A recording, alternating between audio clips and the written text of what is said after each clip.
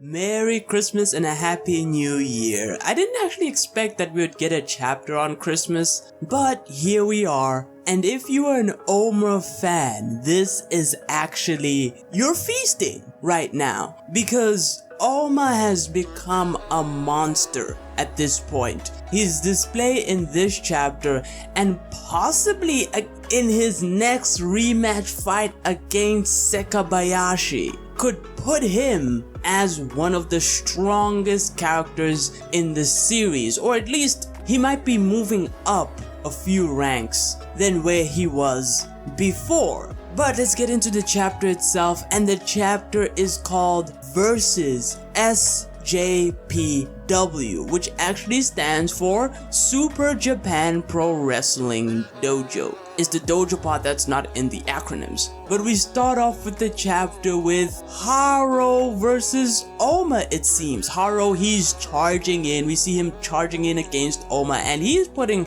all his strength behind what seems like it's a tackle or a push, but he is struggling to move Ohma. And eventually he gets stopped just straight in his tracks, or I think, no, he never moved him to begin with. Ohma is still to the point where Haro gets tired and he's thinking to himself, yeah, he can't move Ohma. And the other wrestlers, they're like, hey yo, Ohma just stopped this dude dead in his tracks. And Kurigo, he's looking at this, he's like, yeah, fantastic, you know, Ohma is doing something that is defying logic, basically, because we have to remember, Haro is, you know, he's fat, yeah, but he's also pretty strong. I would say he's one of the strongest characters in the series in terms of just raw strength. Not too high up, but he's relevant enough where Ohma shouldn't logically be able to do what he's doing. And Ohma, he just flips Haro over like it's nothing. And my man Haro, he lands on his back, and you know, for any Haro fans or any of the people that had, you know, the big comeback of Haro on the agenda list, hey look, it's not looking good right now. Your stocks are at an all-time low. It's not as bad as Julia's stocks. Well, actually it might be worse, but I can still see some hope in the future. Maybe if Haro finally wakes up from getting baby shaked by Ohma, he could finally start thinking to himself, man, I've been trashed this whole manga. Let me do something. But until then, he is still on the floor, and Ohma's like, hey, get up, Haro, you know, let's do it again. Let me baby shake you again. And Haro, he's basically done. He's like, nah, fam, I'm too tired for this. I'm even hungry as well. So it seems like they've been going at this for a while. Like, Ohma's stamina has increased by seemingly a lot. Now, in this exchange, you could probably guess what's happening, but it is in his next interaction with Jose, who gets onto the ring, and he's like, yeah, I'm getting tagged in here. And he's not wearing his mask, you know, we can see his face. Jose is back, and we learn that his name, or his wrestling name, is El Ninja. I have never seen this name before, but hey, he's always had this name whenever he's wearing, you know, the wrestling persona, basically. And so he goes at Ohma, and he is just striking at him. And Ohma, he's, you know, he's dodging, but it seems like it's slipping past him. We don't get the whoosh per se, but if you look closely at this panel, it looks like it phased right through him. You know, pre-initiative is basically been used here. And after Jose had thrown he threw a straight right punch at Ohma, he then tries to follow up with Ohma saying, hey look, you don't need to hold back. And as he's following up with a kick. Seems like a roundhouse kick, but Jose calls it the rolling sabat.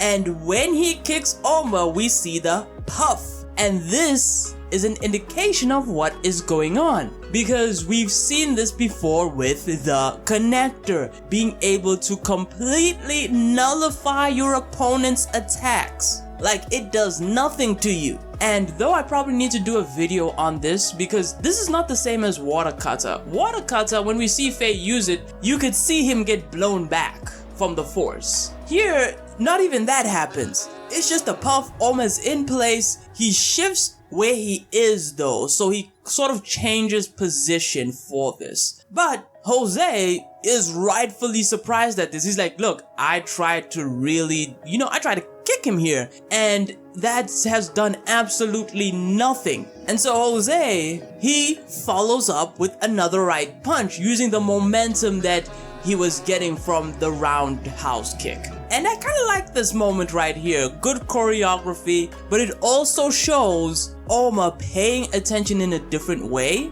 to Jose's movements. But Jose, he's a little bit sneaky. He isn't just following up with one straight right punch. He follows up with a flurry of punches. And one of them, a left straight punch, just straight up lands on Ohma. But the rest, they're whiffing, they're puffing. But Ohma, he's sent back by the punch that was effective to his face. And he congratulates Jose that, hey, he managed to actually, slide in a hit in there. But Jose, he's still trying to figure out what's happening. And the way he describes it is that he's not hitting Ohma's core. Don't know what that means per se. Could it maybe be his center of gravity or what's going on with that? But it seems like how I would interpret it is that maybe Ohma's shifting his body weight and position so that he doesn't get hit and feel any of the force that comes from the attack. But Jose, he's like, yeah, so is this how he is sidestepping Haro? So Jose was watching what was happening to Haro, and he's sort of trying to figure out what Ohma's trick is here, and he's theorizing that this might be the same trick. So again, a connection to what he was doing with Haro in the beginning, and a connection to the connector, and how he was doing this with Ohma and Koga. And Jose, he starts talking and he starts flexing his A-lister status here. And he's like, hey, Ohma, you shouldn't hold back. I'm an A-lister, it is what it is. Come on, boy. And Ohma's like, nah, I'm being serious right now. It is what it is. I call bullshit. I think what he's doing here and what he'll probably continue doing is that he is trying to build up on the principles that he has learned from, his training with Kuroki, from the Tipsy God, from the connector. He is trying to refine that as much as possible, and the wrestlers that are all physically stronger than him, or at least most of them are physically stronger than him, could challenge him in this way. But let's carry on with the chapter, and Jose, there's some distance between them, and he just charges in at this point, and we get to hear what Ohma is thinking. And he is emulating Wulong, of course, because that's where he's seen this from, but he's trying to identify the essence of the strike itself. But we cut away from this fight, or really a bit more of Ohma training, and we see someone enter the wrestling dojo. And he asks Haro, how is Ohma looking right now? How is his performance? And Haro, he's surprised. He's like, hey, yo, you're finally back, And Karuko, he's like, nah, he's doing fantastic, boy. My man is on point. The word fantastic is what describes Ohma's performance here, and that something has clearly changed about Ohma. So Karuko, he's like, because he's been in the Kengan matches, he's probably seen Ohma in a few matches before, and he's like, nah fam, this is a different Ohma. This Ohma built different. And we see him in the ring with Jose, and he basically confirms that off screen, Jose only managed to land another hit. So only 2 hits were successful against Ohma. And Jose, he's wheezing, the same as Haro. And yet, Ohma, no sweat, no wheezing. He fought Haro. I want people to understand, he just fought Haro and then fought Jose back to back. These are wrestlers, people that should have insanely high strength, insanely high stamina, because they're performers as well. And yet they're gassing out.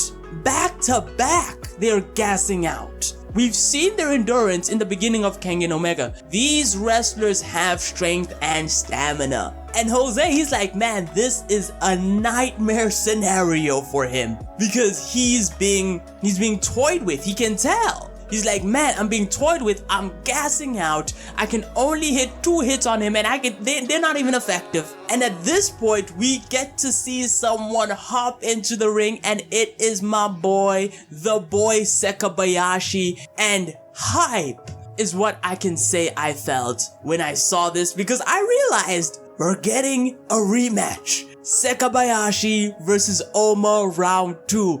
But I'm worried for Sekibeyashi here, because this is the new Ohma. This is built different Ohma. And not only that, Sekibeyashi is coming off of a win against Okubo. And so, that does not bode well for Sekibeyashi. You're coming off of a win, you're fighting against someone who's basically mastering principles at this point. And I think there's probably a few months still left until the fight with the connector, and maybe even then, Cat 2 is even further off. So, Sekibeyashi could technically afford to take an ass whooping now. Assuming he enters the Annihilation tournament, this could be an opportunity for him to face such a bad obstacle before him. But Ohma, it will be very interesting to see how he deals with Sekibeyashi, because he's been toying with Haro and Jose, right? Like, that's what's been happening. But can he do the same thing with Sekibeyashi? I could see the connector doing this with Sekibeyashi. I can. And maybe Lohan? I think I could see him doing that as well, assuming he has principles mastered higher than everyone else, assuming that's his strong field. But besides that, no, I don't see many people toying with Sekibeyashi, and it will be interesting to see if Ohma can do it. Now, what this does also confirm is that Kuroki probably has principles locked in as well. Because if he didn't know it already, he probably picked up from what was happening between him and Ohma. So there's no way Kuroki Gensai does not know, principles at this point, because Ohma has trained with him and because we're seeing these massive buffs from Ohma that, feasibly speaking, Kuroki would have been exposed to. So yeah, Ohma has become a monster. Ohma has become a beast. And I think right now he's probably at around the same level as Ryan, maybe approaching that. Because remember, Ryan's complete in his training. He's geared up. He's ready to go. Ohma seems to be building up to that point. However, the goal of Ryan and the goal of Ohma are different. That is undeniable. And so yeah, I'm interested to see what will happen with the fight and the rematch between him and Sekibeyashi. How far can Ohma push the principles? How effective are they in the fight? And yeah, that's really about it. Pretty long review, but hey, it is what it is. And again, Merry Christmas and a Happy New Year to you.